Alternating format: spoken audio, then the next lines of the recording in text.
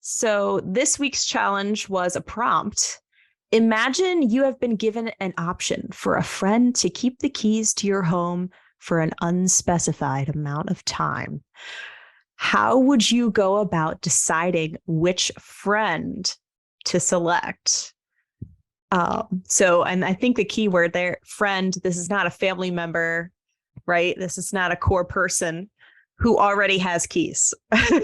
Absolutely. Okay. So how would you Yeah. answer that?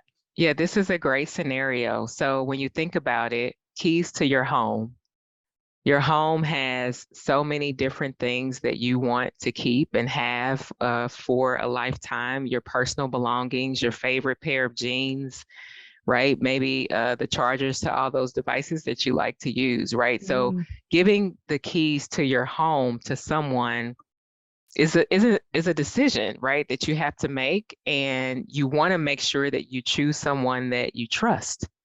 So that's the first step, right? When you think about, and it's kind of akin to cybersecurity, the things that are important to you, if you're going to give total access to someone, how do you decide on who that person is, right? So mm, first of all, have they ever done this for someone else, right? Like, are they trusted in terms of a friend that they've done this for other people or friends that you know, and there were no issues? mm, The other thing to think about is if something were to happen and they did need to go into the house for some reason, would you be concerned if they saw anything in there, right? So it's still that trust factor. The other thing to think about in terms of like who's the right person for the job is whether or not, on the flip side, if they've ever done this, but then they were totally reckless, right? They lost the key. You wouldn't want to go back to them to do it again. Or they had a reputation for stealing. You probably wouldn't want to choose them, right? So when you think about, okay, who would be the best person, you kind of look at their track record. You compare them against the options that you have, and then you have to decide with all the facts that you have, what's the best choice.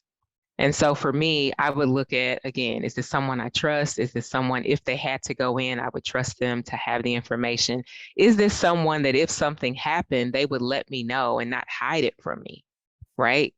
Those are all things that you would have to consider for making the decision on who to give your keys to keep them for you, if you had to give them to your home. awesome. Thanks for going over this challenge with us, Erica. And thanks for giving us the idea for this challenge.